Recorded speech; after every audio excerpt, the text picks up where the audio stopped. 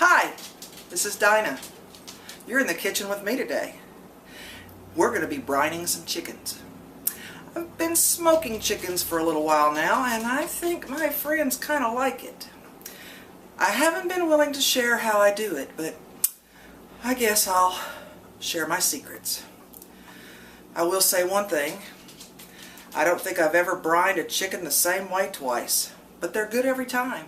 You can't go wrong with a smoked brined chicken. Gonna show you my method.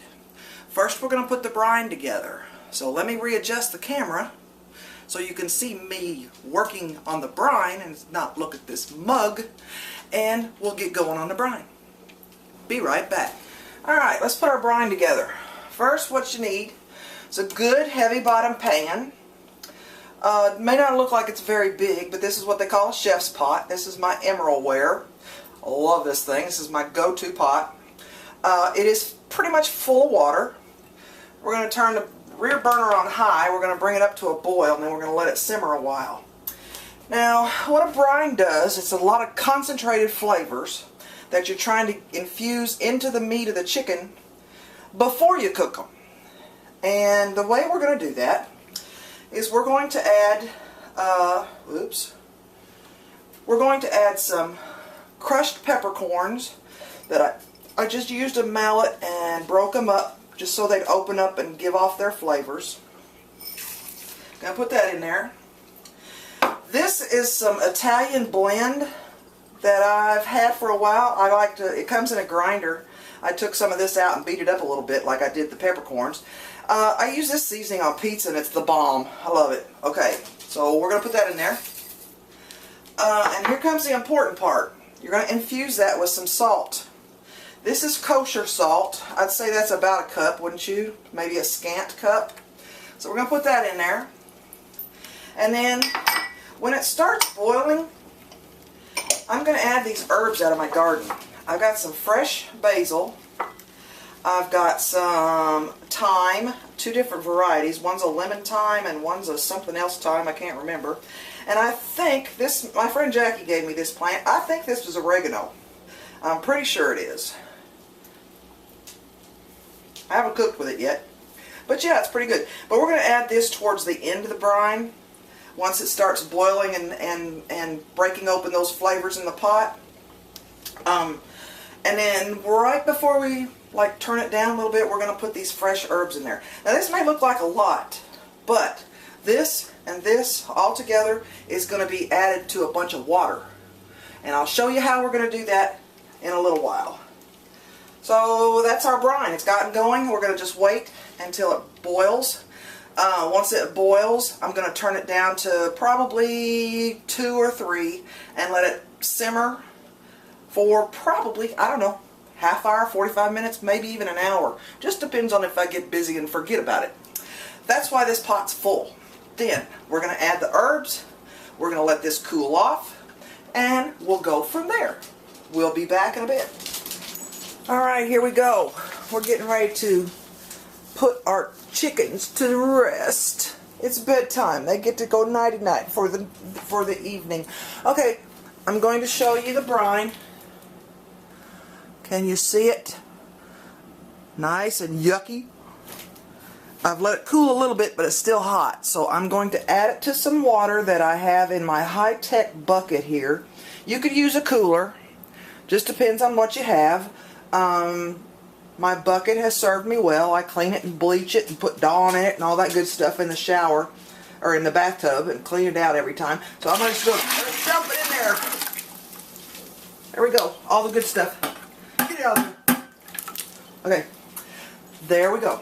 Now, it's a little warm, but we're getting ready to put some ice in it. I know, Bobo, it smells good, doesn't it? Okay. I put it on a towel, too, because it's going to sweat because I'm going to put ice in it. Here's my chickens. Hello, chicken number 1. Drop that down in there. I have done up to 6 chickens at a time. But the time I did 6 chickens, they were kind of small. So here goes number 2. If you don't have enough water, you can add some water to it at this point. And here's some ice. And I realize I don't have enough ice, so I guess I'll be going down to the store. I'm going to put some ice in it. In the wintertime, I have been known to take this bucket and just put cold water in it in the cold brine and sit it on the front porch when it's like 5 degrees outside. That's all you do. We're going to put a lid on this, and Bobo's going to be smelling it all night. See that? Ooh, tickle, tickle, tickle, tickle, tickle. And anyway, then in the morning we're going to put it on the smoker, and all those flavors are just going to get in there and get it all good. So let me put the lid on it, put it to bed. I'm going to bed, and we'll finish this in the morning. Good night.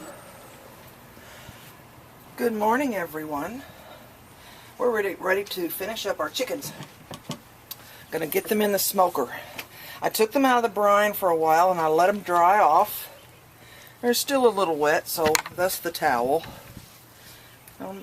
If you keep the skin kind of dry, your seasoning will stick to it a little better when you put some oil on it. Alright, we're going to have to share the board over here, kids.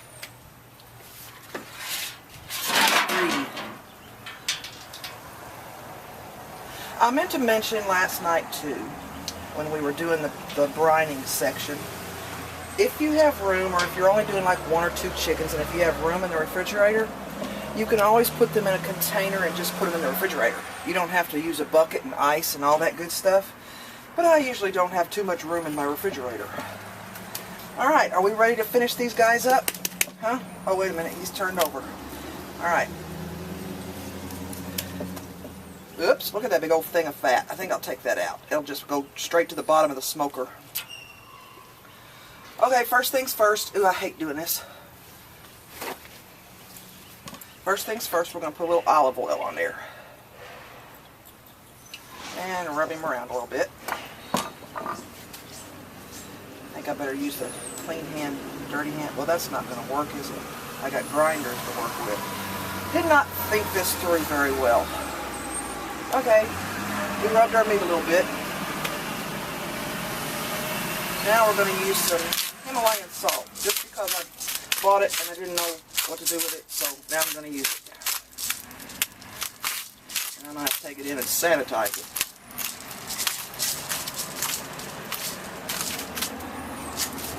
Alright, now we're going to use some pepper.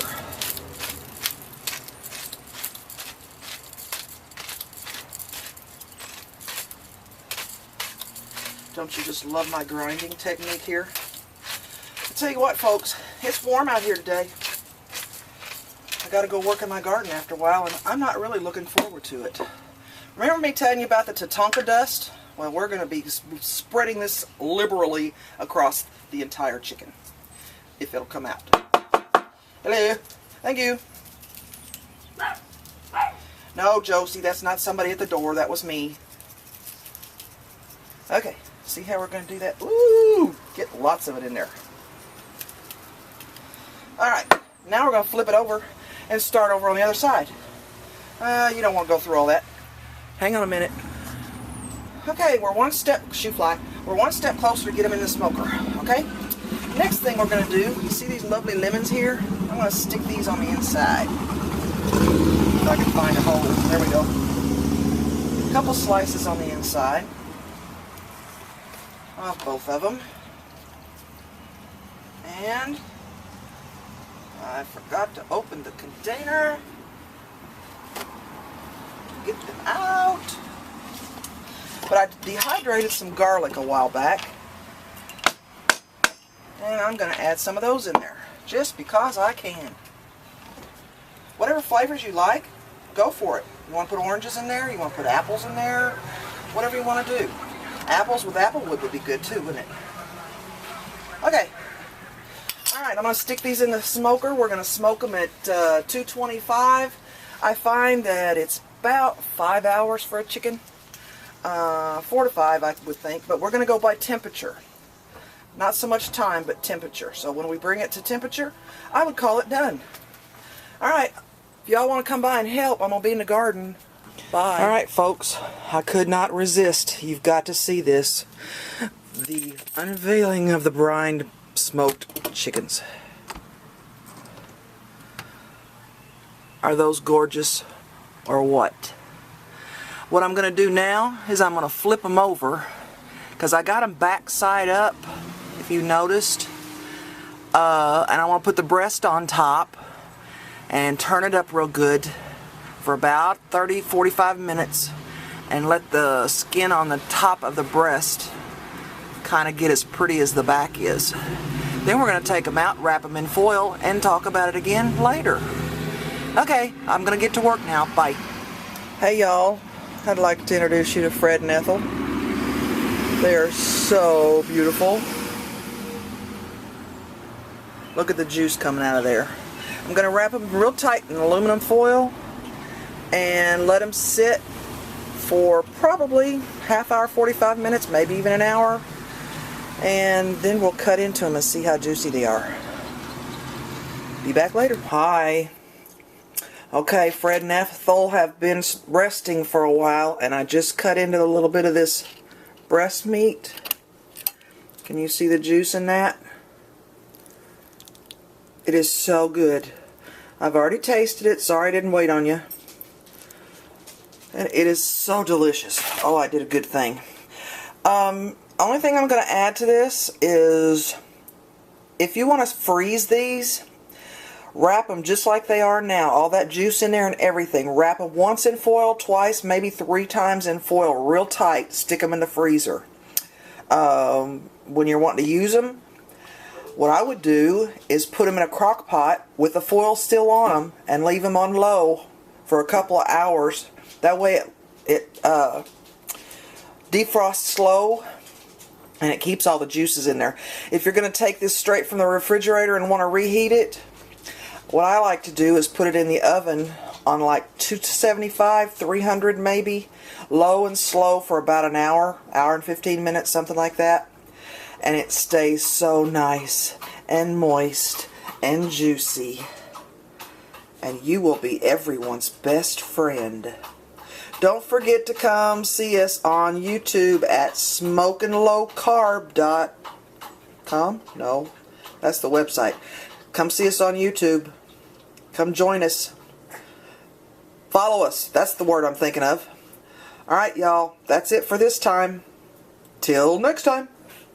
Someone's in the kitchen with who? Yeah, that's me. Bye.